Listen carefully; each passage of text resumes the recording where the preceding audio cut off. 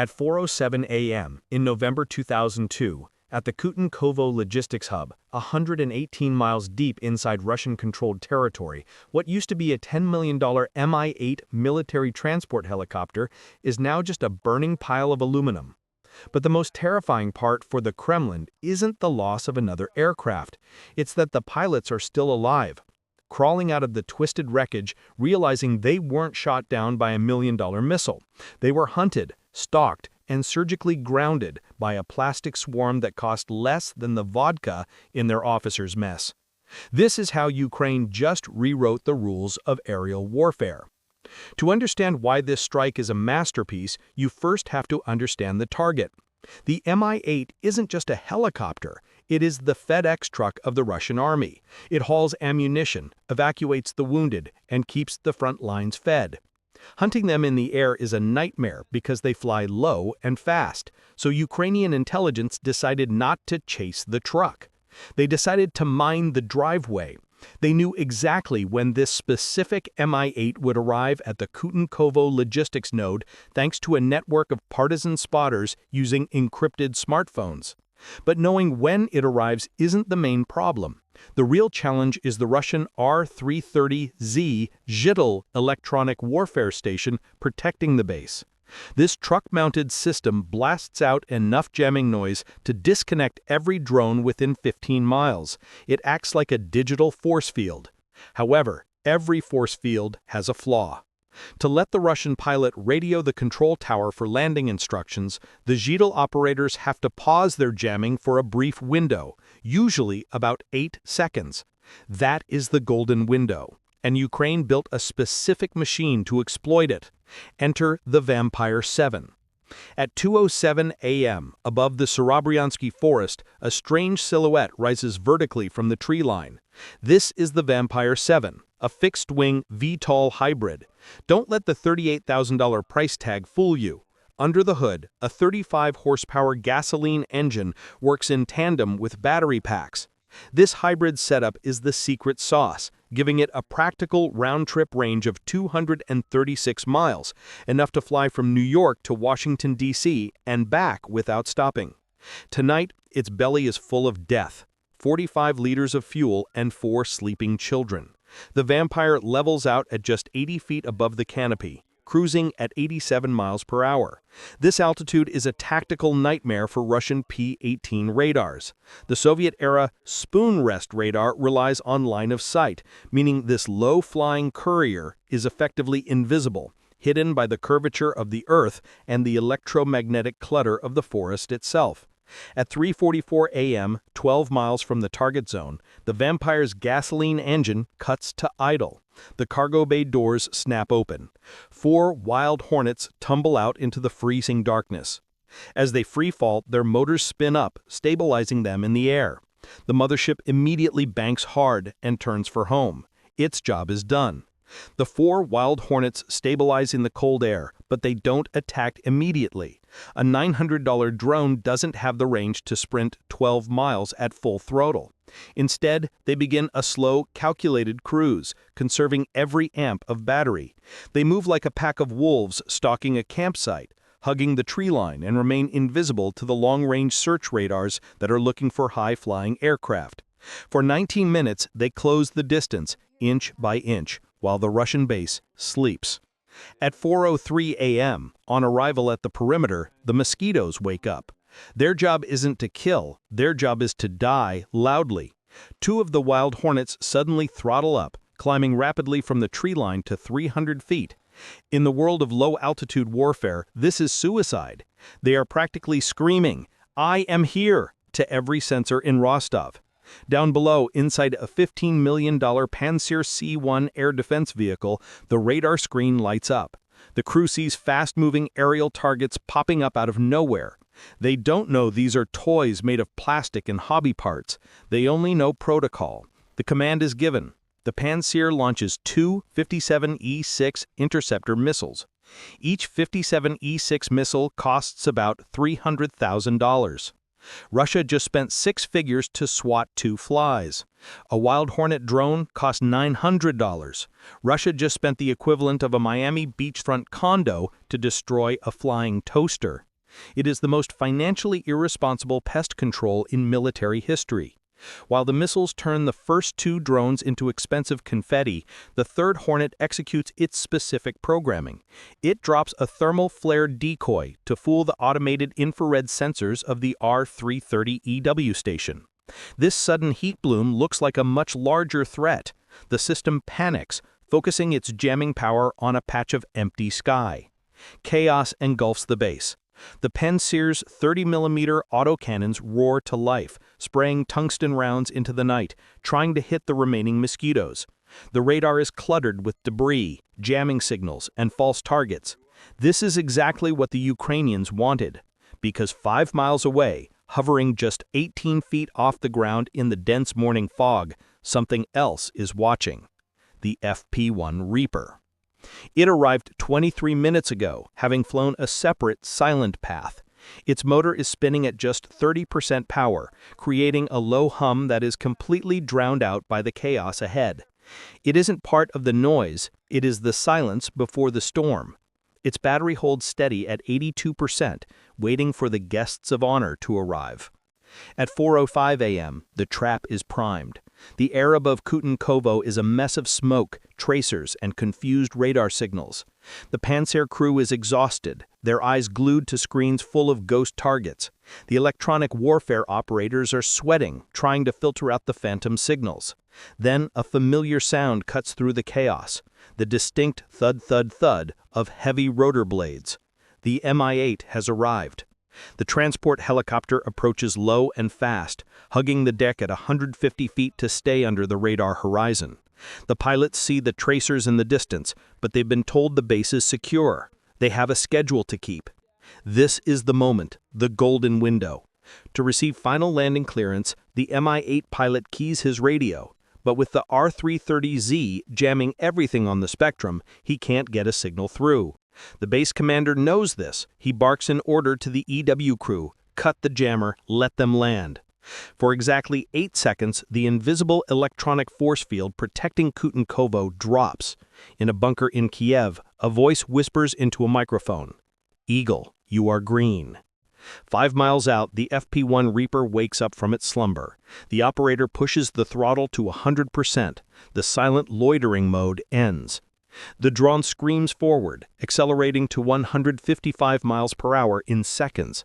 It skims just 18 feet above the ground, using the dense morning fog as a cloak.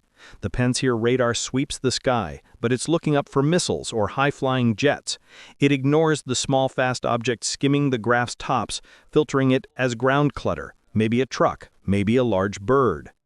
With visual on the landing pad, the Russian pilot radios, his voice calm. He begins his flare maneuver, pulling the nose up to bleed off speed for a hover. The massive helicopter slows to a crawl, hanging in the air like a fat, hovering duck. It is the most vulnerable moment in any flight profile. 0 airspeed, 0 maneuverability. Then, out of the fog, the Reaper appears. 300 yards out, the Reaper camera feed, transmitted over the now clear airwaves, locks onto the heat signature of the Mi-8's exhaust ports. They are glowing like twin suns in the infrared spectrum. But the Russian base hasn't given up. The Pantsir S1, having realized the mosquitoes were decoys, finally swivels its turret towards the low-flying threat. Its radar lock tone screams a warning. The automated 30mm cannons track the drone, calculating a firing solution. In Kiev, the operator's palms are sweating inside his tactical gloves. He sees the Pantsir's turret moving in his peripheral vision. He knows he has less than 1 second before a wall of tungsten rips his drone apart. He slams the stick forward and to the right, throwing the Reaper into a violent corkscrew maneuver, skimming just inches above the perimeter fence. The Pantsir opens fire. The ground erupts in geysers of dirt and concrete just behind the drone. The sound is deafening, a mechanical roar that drowns out the drone's own motor. The operator flinches, his heart hammering against his ribs, but his eyes never leave the screen. He is flying on pure instinct now, dancing through a storm of metal. Then the Pantsir stops firing. The operator realizes why. He has crossed the death line. He is now so close to the Mi-8 that the Pantsir's computer refuses to fire, calculating a 90% probability of hitting their own helicopter. He has used the enemy's own safety protocols as a shield. "I'm in the bubble," he shouts to his spotter, his voice cracking with adrenaline.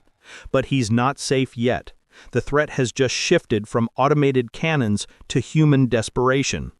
On the Mi-8, the co-pilot spots the dark shape tearing through the mist. "Drone, 3 o'clock low, brake left," he screams, his voice shredding the intercom. The Russian pilot slams the cyclic stick hard to the left, stomping on the left rudder pedal. The 13-ton beast groans, its turbine engine screaming in protest as it lurches sideways.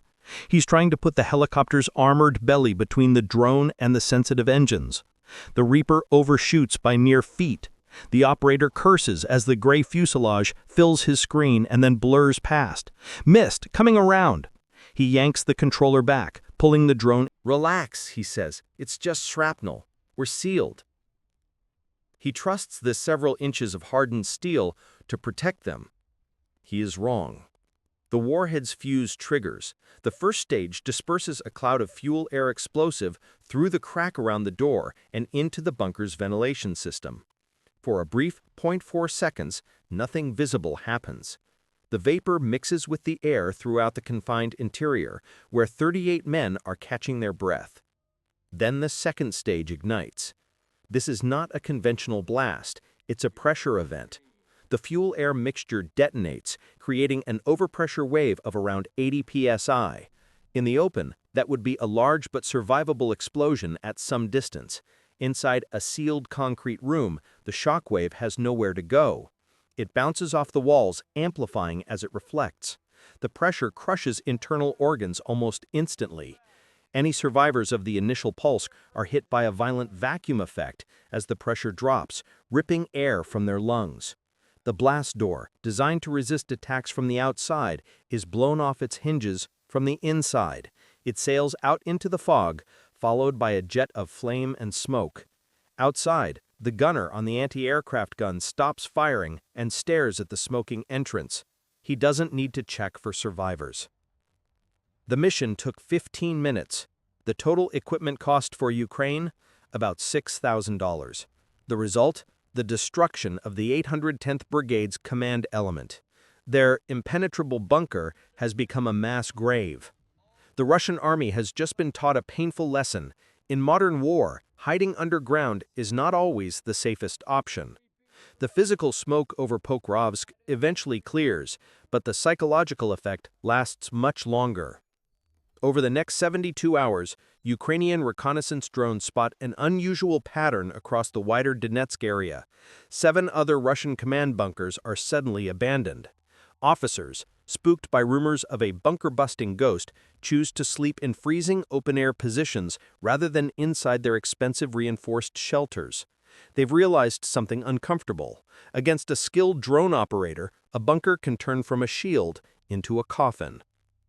The impact on Russian command and control is severe. To avoid losing more senior officers in a single strike, Moscow issues a new rule. No more than 8 officers may occupy the same underground facility at one time. On paper, this sounds like a safety measure. In practice, it creates chaos. Imagine trying to run a large company where the CEO, CFO, and operations chief are all forced to work in different buildings, trying to coordinate by radios that keep getting jammed.